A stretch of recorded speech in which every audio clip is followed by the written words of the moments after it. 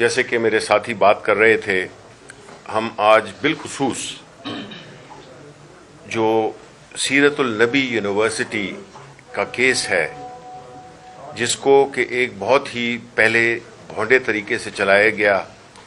اس کے فیصلے میں مختلف تاخیر ہوئی، آج بھی ہوئی۔ کہا جاتا ہے کہ خان صاحب موجود نہیں تھے۔ خان صاحب تو بھئی آپ ہی کی کسٹڈی میں ہیں، آپ ہی کے اس میں ہیں،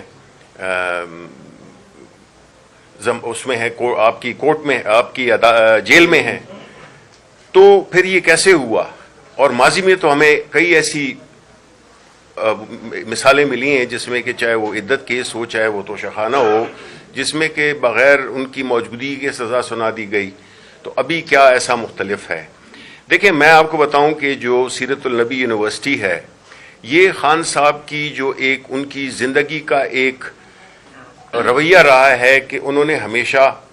پاکستان کے تشخص کو اجاگر کیا ہے۔ انہوں نے اسلام کے بارے میں اپنی ان کی جو ایک سوچ ہے، جو کہ پاکستان کی اکثریت اس سوچ کی ہم خیال ہے، وہ یہ ہے کہ ہم نے اپنا تشخص برقرار رکھنا ہے۔ اور وہ خان صاحب واحد لیڈر ہیں پاکستان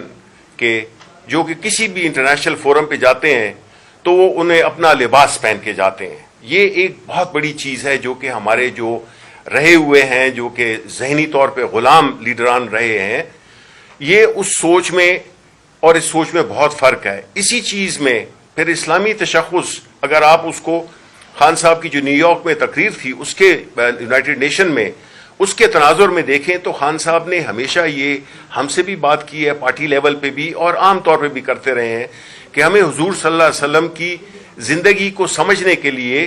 کوئی ایک ایسا پلیٹ فارم چاہیے، ہونا چاہیے، جس میں کہ ایک یکسوئی میں ایک ایسا حضور صلی اللہ علیہ وسلم کی زندگی کے بارے میں ہم جو بھی لوگ ہیں، اپنے پاکستان کے جو میجورٹی ہے، ہم اس پہ کس طرح سے عمل درآمد کر سکیں۔ یہ تھی خان صاحب کی سب سے بڑی غلطی، جس میں کہ انہوں نے حضور صلی اللہ علیہ وسلم کی زندگی کے بارے میں ایک